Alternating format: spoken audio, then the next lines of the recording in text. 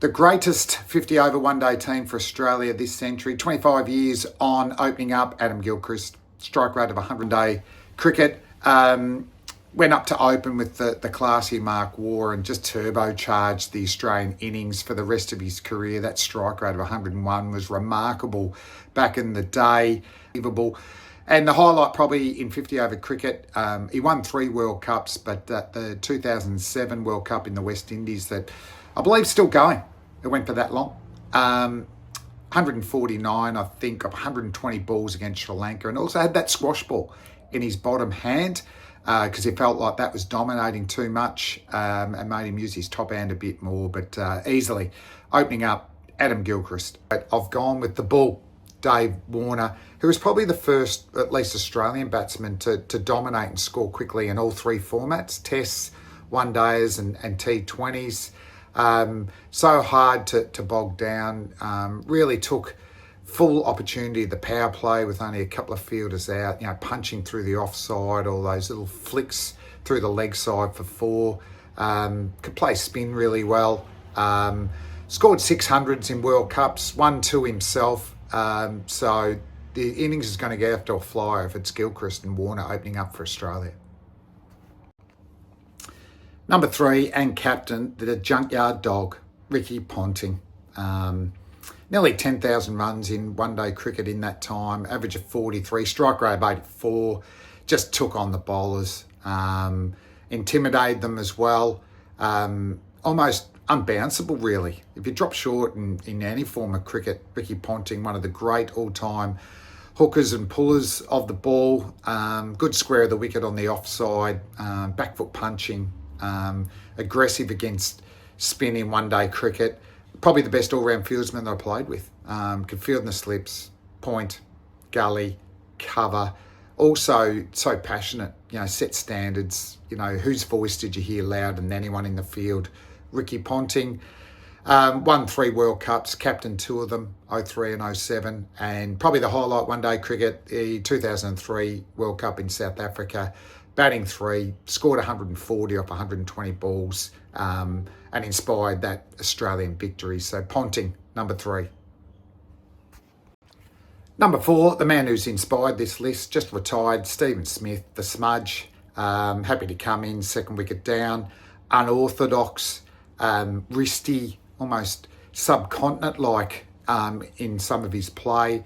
Problem solver, mid-innings, he can just totally change his technique and philosophy based on the match situation, the way the bowlers are bowling and the way the pitch is playing. Also a bit unique in this power hitting era that we've got, that he's so wristy and actually uses the pace of the quick bowlers against him. Deflector. It's got that magic, component of placement and deft touch. And still at a very, very strong strike rate of over 80. So another brilliant fieldsman. This team's going to be a brilliant fielding team. He'll be vice-captain as well, Stephen Smith at number 4. Number 5, it's the finisher, Michael Bevan. Changed the way that one-day cricket was played, particularly chasing, calculated, analytical. Just worked out to win the game on the last ball. If you won earlier, bonus. Targeting which bowler from which end, where were his boundary shots. Very wristy player, hard to get dot balls against, hard to get him to hit in the V, whipping it through the leg side or opening up the face and hitting it square of the wicket. Could sweep the spinners, but very calculated, as I said. If it was a risk needed to be taken, it was a calculated risk on those factors. So absolute gun, number 5. The finisher, Michael Bevan. Number 6, the big Roy, Andrew Simons. What an athlete. How much power did Big Roy have? And remember the first time it stood out to me, we were playing in Dunedin against New Zealand in a one-day game, and he hit a couple of sixes over cover when that was unique. And it was almost like he didn't even get him in the middle of the bat, and he was still able to muscle him 30 metres over the boundary. And it's almost, as a teammate, I went, this is the prototype for one-day cricket going forward. 6'3", could have played any sport. A pretty orthodox batter too. He could hit orthodox shots for six, Andrew Simons, and brilliant fieldsman up there with Ponting. Hunted the ball, wanted the run out, and bowling-wise, very handy medium pace, very accomplished off-spinner as well. Got through his overs so quick, so that helped the captains that they weren't rushed. And probably one day highlight, World Cup, questions whether he's worth a spot in the 03 World Cup. Ponting, Buchanan, the coach, backed him. Australia were in trouble, 4 for 86 against Pakistan. The attack, Akhtar, Akram, Yunus, Saqlain Mushtaq. The Big Roy comes of age, 140 off 120 deliveries. Got the Australians home. They win the World Cup. He wins another one in 07, even though he's coming back from an unbelievable bicep reattachment. But just for pure all-round skills, very popular member as well off the field in the Australian team. The Big Roy, Andrew Simons. Number 7, The Big Show. Glenn Maxwell, career strike rate of 127.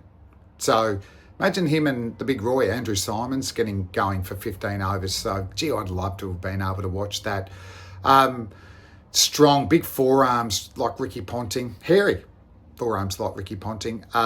Orthodox shots, he can just bang forward defences and just put a bit of elevation. They go for 6. But he'll be known also not just for his genuine power, but his innovation. The first really Australian batsman to be able to reverse sweep and hit them with power for 6, ramping, great play of spin, busy in those middle overs, and much watched TV when he was on, because he could score 100 off, 50 balls, 40 balls, or he could just leave one first ball and get bowled. That's what Maxie brings to the table.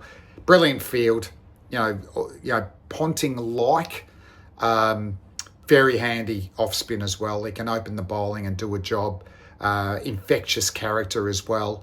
Highlight, obviously, was the last World Cup that the Australians won in 2023. They were in real trouble, and he gets 201. 10 sixes, 21 boundaries. He's cramping, so that probably made him more dangerous to the Afghanistan bowlers, because he knew he couldn't run down the wicket. He just absolutely smashed them as a right-hander, as a left-hander. So the Big Show, excited to watch him bat, always at number 7.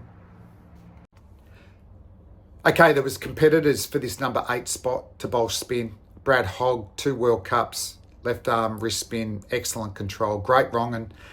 Adam Zamp has been absolutely brilliant. World Cup winner as well, but you've got to go with the king, Shane Warne, the most charismatic player that I played with. The bigger the occasion, the more that Warney lifted. Often in World Cup games, the leg spinner, how much control with that leg spinner, but how much did he turn it? An adequate wrong'un, brilliant flipper. But even when he lost those skills, probably in this century, he started to bowl that one out the front of the hand that got a lot of bolds and LBWs. He used the crease with great control, used his drift to great advantage as well. So number 8, bowling leg spin, Shane Warne, the king, greatest leg spinner of all time. Number 9, Binger, Brett Lee. Nearly 400 wickets, an average of 23, but the one thing you loved about Brett Lee in one-day cricket, strike rate of 29. He loved getting wickets. He wasn't going to just bore the batsman and dot him up. Bowled at close to 160 kilometres an hour. He was the fastest Australian bowler that I played with. Could get some outswing with the new ball. Underrated hitter as well.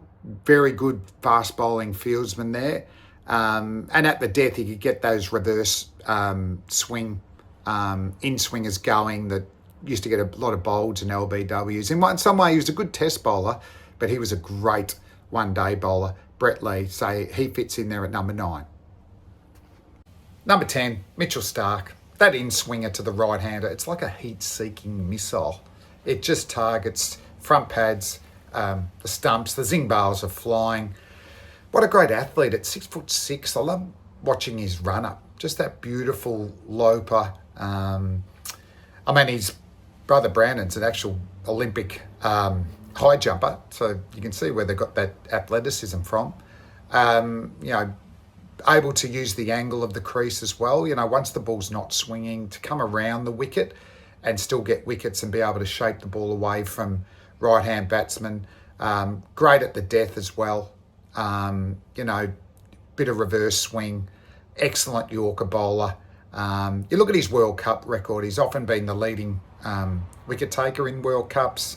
He's won a couple. And probably the highlight for me was the 2015 World Cup, the MCG against New Zealand. Brendan McCullum's the danger man. And when Starkey knocks him over in that first over, the roar from the 100,000 people at MCG, to this day, is still the loudest sound I've heard at that mighty stadium. So number 10, Mitchell Starc with the in-swingers. Number 11, the Pigeon, Glenn McGrath, country boy, just a wicket-taking machine. His one-day record just in this century alone, he averaged 20 with the ball, but his economy rate was 3.77.